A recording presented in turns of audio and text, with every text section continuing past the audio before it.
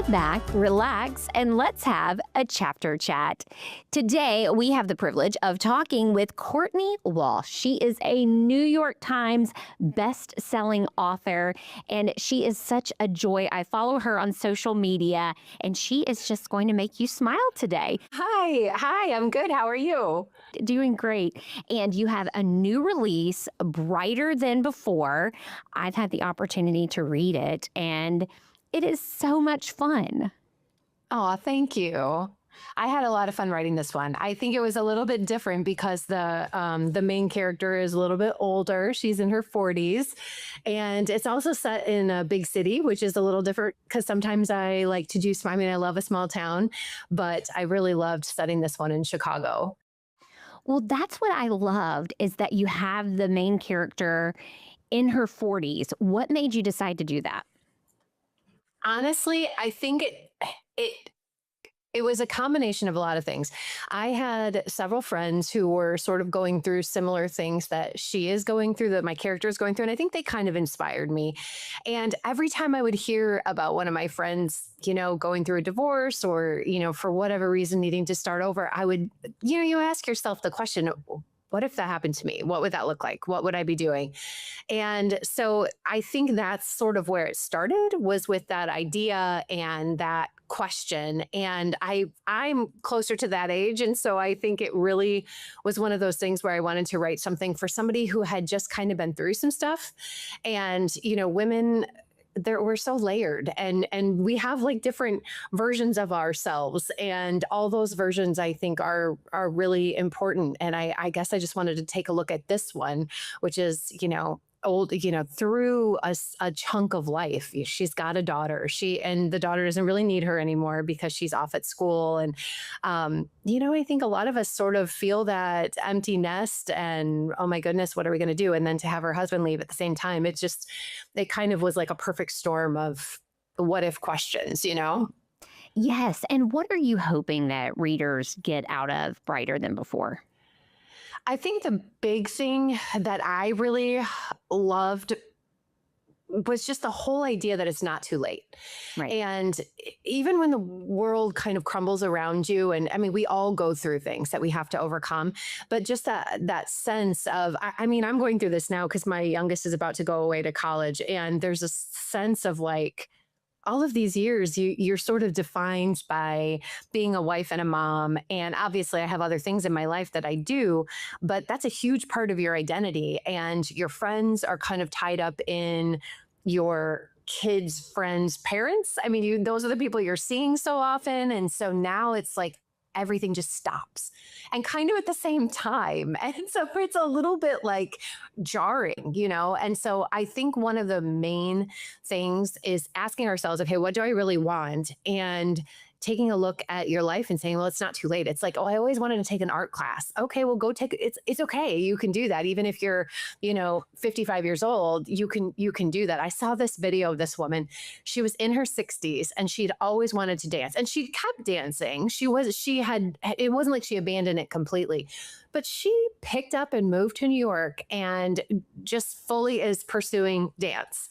And it's so inspiring. Yeah, it's so inspiring just to see stuff like that, because it just reminds you that these things that pop into my head sometimes, where I'm like, my son is an artist, and I'll look at his art and I'm like, I wish I had learned to do that. And he's like, you should take an art class. And I'm like, oh, but then I'm sort of like, I could take an art, you know what I mean? So it doesn't matter. You're not too late. I think when you stop learning, that's when I mean, I love to learn new things, and I think we all should be learning new things. And I never want to get to a point where that ever stops, no matter how old I get.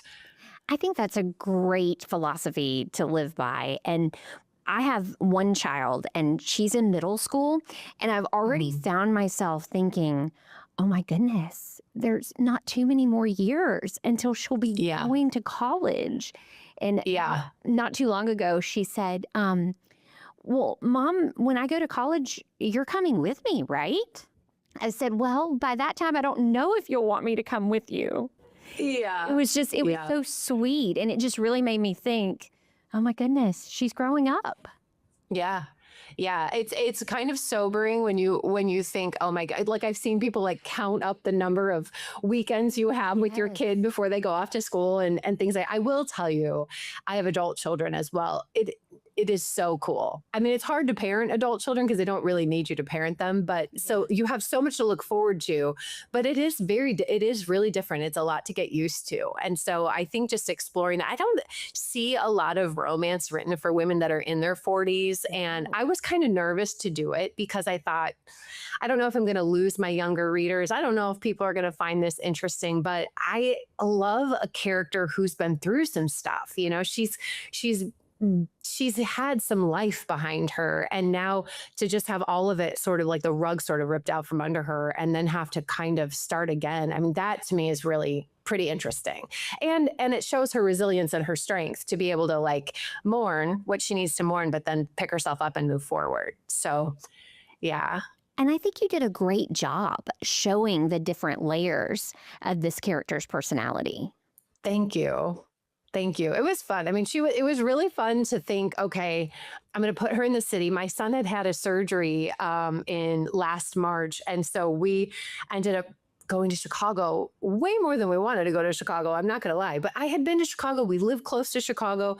And so, you know, being able to explore some of these neighborhoods and see different places where we had not seen. I mean, we've been to all the touristy things, but it just sort of like showed me that there's this whole beautiful world that I am not privy to about Chicago. And so it was really inspiring. I think it's a beautiful city. And so I kind of fell in love with it. And that was really fun to kind of send her, instead of saying, okay, I'm going to send you to a small town and have you buy a cottage. I wanted to send her to a city, and which is a little intimidating. You know what I mean? Because I think for someone like me, if I were to go live there, I would be so overwhelmed, but also energized because it's like, there's so much energy in a big city. You know, there's something to do all the time. So being able to take her out and kind of explore and send her on these dates that her daughter's setting her up on. And, you know, it really ended up being so fun. And then the whole found family element of it, that's something that I absolutely love to do. Bring together people that are sort of unlikely and their circumstances, bring them together and then show how they actually kind of all needed each other all along.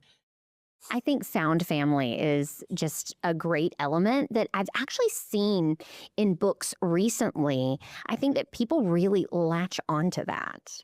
Yeah. Yeah. I mean, it's that whole idea that this is another area where I feel like it's not too late. I mean, I will see people that have friends, you know, I think it's hard to make friends as an adult. Yeah. And if you are lucky enough to have the same friends that you've grown up with or you've had, you know, your whole life. I mean, I don't live in the same place that I grew up in. And so some of my high school friends will still get together, but I'm not there anymore. And so you feel kind of the distance and you're not going to necessarily have that same knowing of a person who knew you before you became who you are. You know what I mean? Right. But but there is the promise of still like really rich female friendships. And I think we all kind of are searching for that. But it's not easy to find, I don't think. I mean, because we're so busy, there's so much going on, and then you know you throw life into all of it, and then the awkwardness of having to be like, hey, do you want to be my friend? It just feels a little weird.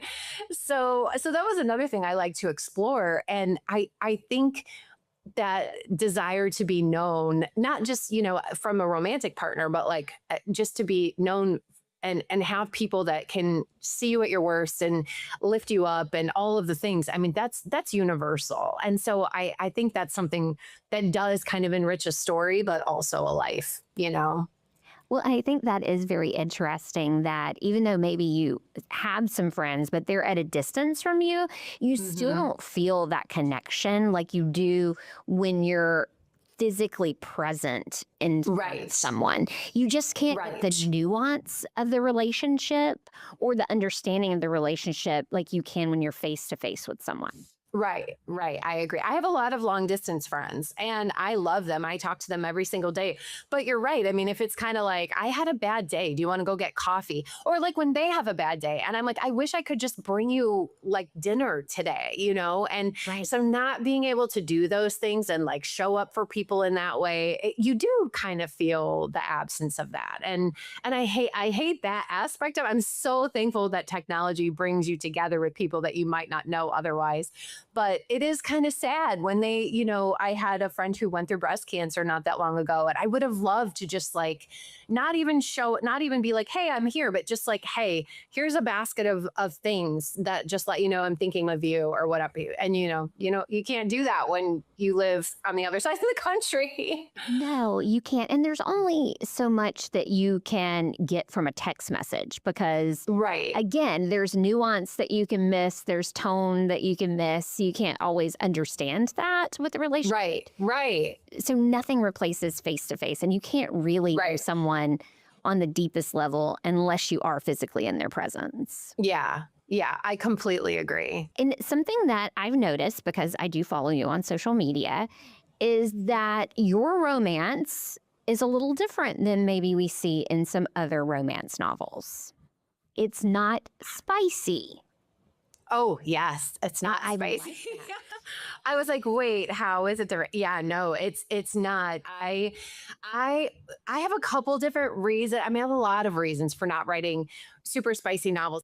But the crazy thing is, there are people that still don't know there are romance novels out there that don't have all the spicy stuff in them because a lot of the really popular ones do. Yeah. And so I think, being able to write for the reader who doesn't necessarily want they want the love story. Like for me, I think about the early 2000s rom-coms and oh my goodness. I mean, I just loved them. And for the most part, they didn't have a lot of like spicy content in them.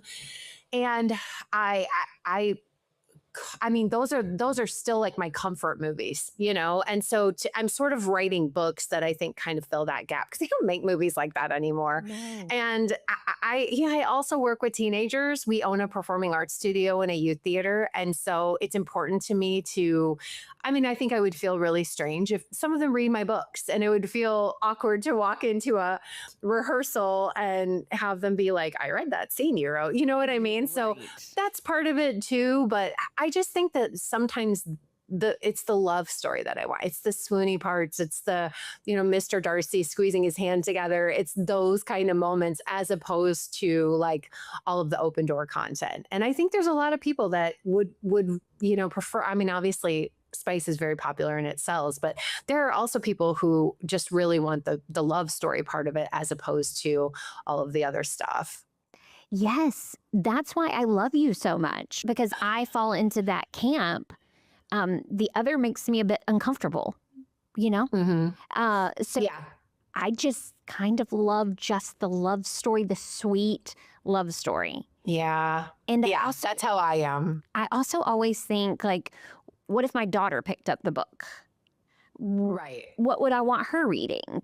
And Right. sweet story about a relationship that is innocent, like that speaks to me. Yeah, I agree. And also not having like not glamorizing a toxic relationship. Right. I've seen like there's some different things that I've seen recently, mostly in movies, where it literally will say in the description, it'll say something about how toxic the relationship is, but they can't stay away from each other. And I'm like, wait, what? And as a mom, you do think, I don't want my daughter thinking that's okay. So I want to write the kind of relationship that I'm hoping that my kids will strive for and have it be healthy and lots of communication and you know honoring boundaries and that sort of thing. I do think that's all really important. And we don't always see examples of that in media, books, TV, movies, whatever it is. It's not the necessarily the trend. So yeah, it's a little different. And I mean, I've had people, I ran into an old friend at the grocery store and she said, I had no idea there were romance novels out there that didn't have like, I've just been skipping over the parts I didn't want to read. And I'm like, oh my goodness, no, there's definitely books out there that you can read without having to skip things. So that's kind of what I'm focusing on writing. And how has that been with publishing? Because I know that the others are pretty popular and there's a Mhm. market for it, but has publishing been difficult when you're like, no, I'm intentionally going to write this way? I think once I realized that my audience, like when you first start writing and someone says, okay, who are your books for? You just want them to be for everybody. Like you're just like everyone who likes romance is going to love it. And when you realize that's not true, and if somebody goes into your book wanting spice and they don't get it, they're going to give you a low star rating. And so when I started to get really intentional about telling people, this is what you're not going to find in my books. This is what you are going to find, and this is what you're not going to find. I think I found my people. I'm starting to find my people a little bit better, and that has been hugely helpful because I think setting that expectation right at the start is crucial. I mean, if somebody goes in not wanting spice and they get blindsided by it, they also aren't going to be happy with their reading experience. So I want to be very upfront, very clear right from the start. Hey, this stuff is not going to be in my books. And then hopefully the right reader is going to pick it up. And I think that's been the key that, is sort of a light bulb being okay not being for everyone, which is hard when you're a people pleaser. Once you sort of realize, like, okay, it's okay if not everybody likes this book. Not everybody's going to like this book. Someone like my husband is not going to like this book. That's fine. I think that really helped kind of zero in on what I needed to do, and it helps you find your audience better and the people who are looking for exactly what you're writing. Yeah, and you're not going to be for everyone. We even say that in the Right. journalism industry. And not everyone's going to like how you deliver the news, but that's why there are choices out there. Right, right. Yeah. And I mean, that's the thing is I always say like I support everybody's right to read whatever they want to read, but I just want to find the people that want to read my books. I just want to be super upfront with what they're going to find in the pages of those books. So yeah, I think that was a big eye opener for me. And I think I had to be in this world for a little while before I was okay thinking not everyone's going to love this, and I'm okay with that. Yeah, because it just initially you're just kind of like you're just kind of throwing spaghetti noodles at the wall, hoping that the book finds the right people, not realizing no, you have to be super super descriptive and specific about what you are getting and what you aren't getting, and that is pretty huge. And you're a New York Times bestselling author. Yeah, which is crazy. That was crazy. Let's talk about that a little bit. Bring me back to that moment. Oh, it's been a long time ago now. And I just remember my agent called me and she's like, are you sitting down? And I was at a trade show. So I was working at a trade show because I used to work in the scrapbooking industry. And I was like, no, I'm not sitting down. And she's like, can you go somewhere by yourself? And so I just started walking out of the booth. Like it was in Chicago. It was this big convention, trade center. And she said, guess who hit the New York Times bestseller list? And I was like, who? Still, I was not getting it. And she was just sort of like, your book is on the New York Times bestseller list. And I'm like, what? And so she kind of like dropped that bomb. And then I was so, I don't think I really processed it. And I also don't think I understood. Like now I understand because I've written many more books that have not hit that list.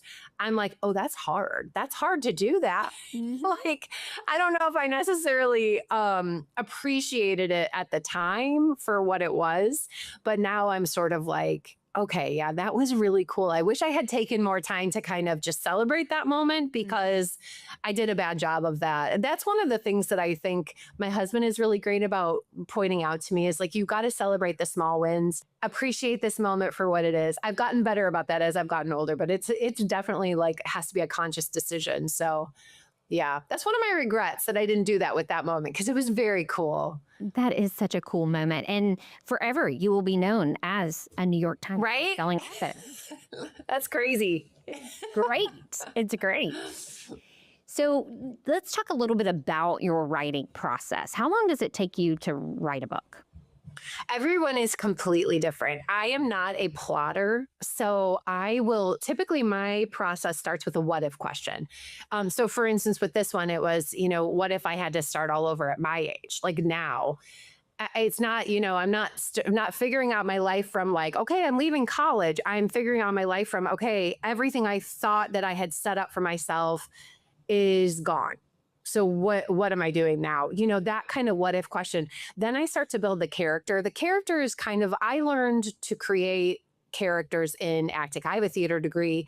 So for me, it was funny because it was never about creative writing. It was always about creating the character for the stage. And the process is really similar, but I feel like I think every writer should take an acting class because you learn how to like slip on the skin of another person. I mean, you have to embody when you're doing it on stage, you have to embody that character. And that means how they walk, how they, are they hunched over? What's their posture like?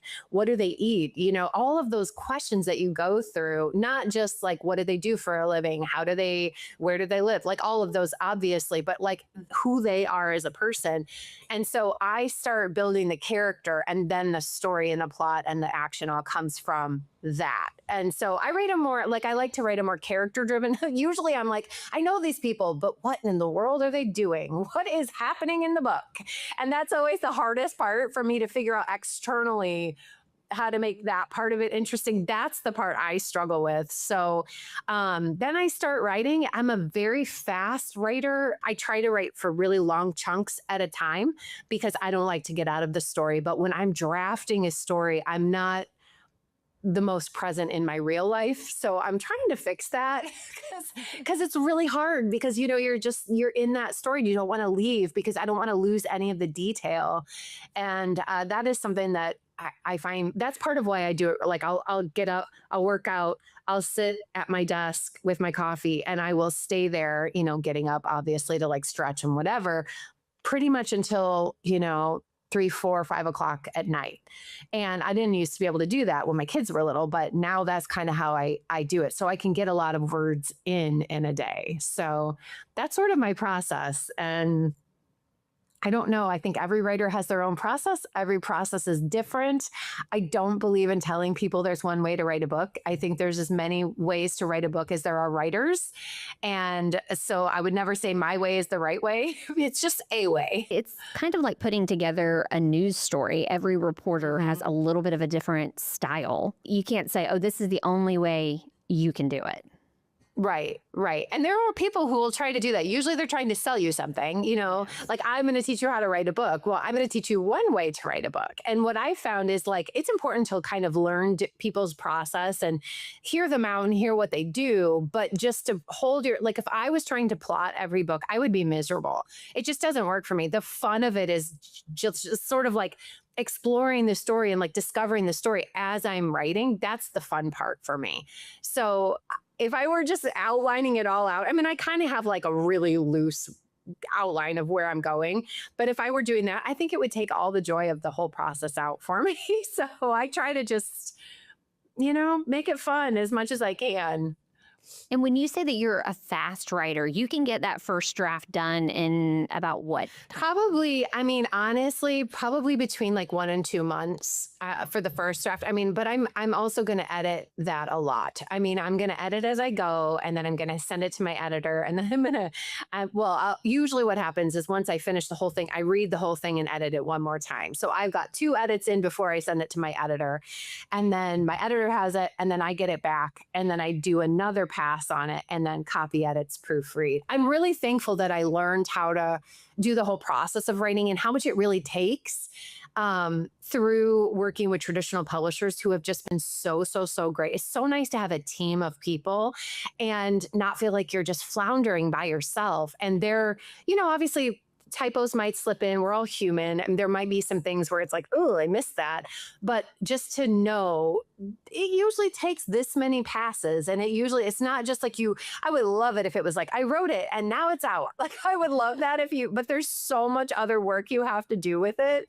So I'm thankful that I've learned how to be more meticulous, even though it is a little daunting and overwhelming on the front end of that. But yeah, and there have been other books that I've worked on for 5 or 6 months. And then the one that I just turned into my editor, I think I worked on it for about 4 months. And then I got a different idea and I threw away everything I had written and I started over. And then the draft, because I was so excited about the new idea, I wrote the whole draft. I mean, it was rough in a month, in about 4 weeks. And I definitely had to edit it. But Yeah. I think when I'm super excited, I can write really fast. When I'm like loving the story, I can write really fast. And it wasn't working before. So I threw it away. It was heartbreaking to be like, I just wrote almost 50,000 words and now I'm just chucking it out the window. But sometimes when it doesn't work, you have to pivot, you know? You do. You do. And you kind of know when it's not working and when you're trying to Yeah. force it, I'm sure. Yeah, it's a gut feeling, you know, and sadly, it's so sad when you're like, I know it's not working. I become a little bit miserable to live with. I know I feel bad for my family, but because sometimes it's like, I know it's not working, but I don't know why it's not working, Yeah. you know? And so you'll sit there and kind of agonize over it. It's like, what in the world what isn't clicking here? And that's very frustrating. And you like to write some holiday books as well, right? Mhm. I do. I wrote my first Christmas book that I wrote just totally on a whim, really because I was at this place in my writing career where I was like, I think I might quit. And my husband was like, well, I don't think you should quit. And I was like, well, it's just not going well. Like, I don't know if I want to do this. And so I took some time off and then we went on vacation. We were going to Gatlinburg and it was right after COVID. So we were driving and I'm sitting there, nothing to do. You're in the car for 7, 8 hours. And I'm looking out the window and I'm like, what if I wrote a Christmas book? And my husband was like, I mean, you could write a Christmas book. Go for it, do it. I had been told that Christmas books aren't the smartest thing to write because you can only market them for a really limited time of the year. And I was like, what if I wrote a Christmas book and it was about a road trip? And my husband was like, I don't really like that idea. I'm like, I love it. I don't care if you like it. I love it. I'm going to do it, And so here were two things, he told me he didn't love the idea. I had this in the back of my mind that it wasn't smart. And I was like, I don't care. I want to do it for fun. I want to do it because it sounds like it's just a short novel, something super fun. And I tell you what, I had such a blast writing it. I love Christmas. My mom is like the queen of Christmas. So I loved like infusing all of the Christmas stuff into that book. I had so much fun. And it really changed the trajectory of what I wrote. Our daughter she had been diagnosed with thyroid cancer a couple years before that. And I think I just needed something light and fun. And I needed something that wasn't dark or heavy or emotional because that's my life was, Plus we had COVID and my son broke his leg. So we had all these things kind of happening all at the same time. And I just needed a mental break and a reset. And it unlocked my absolute, with one exception, I think every year I've written a Christmas book since then. And I think I probably will until I run out of ideas because it was such a blast. And now they're like my favorite. It's like my favorite thing to do. So, And do you have another one coming out this year? I'm hoping to. So I'll have Brighter Than Before releases in June, and I've got some things that I'm kind of working on, and I have a Christmas idea that I'm hoping to put out, by the end of the year. That's going to be a quick turnaround. It is, yeah. And I know that because my middle child is getting married this summer too. So I'm sort of like, I'm going to hold it. That's the other thing. I just sort of, with my indie books, I just hold them loosely. I'm like, this is what I want to do, but I'm not going to kill myself to do it. That's my hope. But also I know better than to tell everyone what I'm doing for sure, because it never works. Once I say, this is my plan, it's like my life is like, no, it's not. Don't tell people that. So, yeah, I've learned that the hard way. You've worked with traditional publishers, so you have that portion of your career. And then also, you said your indie books also. Yeah, I do both. I'm like a hybrid. I want to say Cross Country Christmas was probably my first. I had done a couple of other indie books, but that was my first, not affiliated with anything else I had written, just like a throw it out there, standalone indie book. And it really kind of, people ask me all the time, like, well, what should I do? Which one should I do? There are such good things about both of them, and there are hard things about both of them. Really, my only complaint about traditional publishing is that it moves slower, but that's not really even a complaint. You know what I mean? Because I love having the team. There are so many good things about it, especially when you get people that you can ask questions. I mean, it's such a solitary thing to write books. And so to have people that you can bounce ideas off of, and, you're looking at cover design and it's like, well, what do you think? I'm feeling like this is not working, but I don't know why. And to have somebody kick around those ideas, that's huge. When you write an indie book, it's all on you. Like, you have friends you can ask, but you're the decision maker.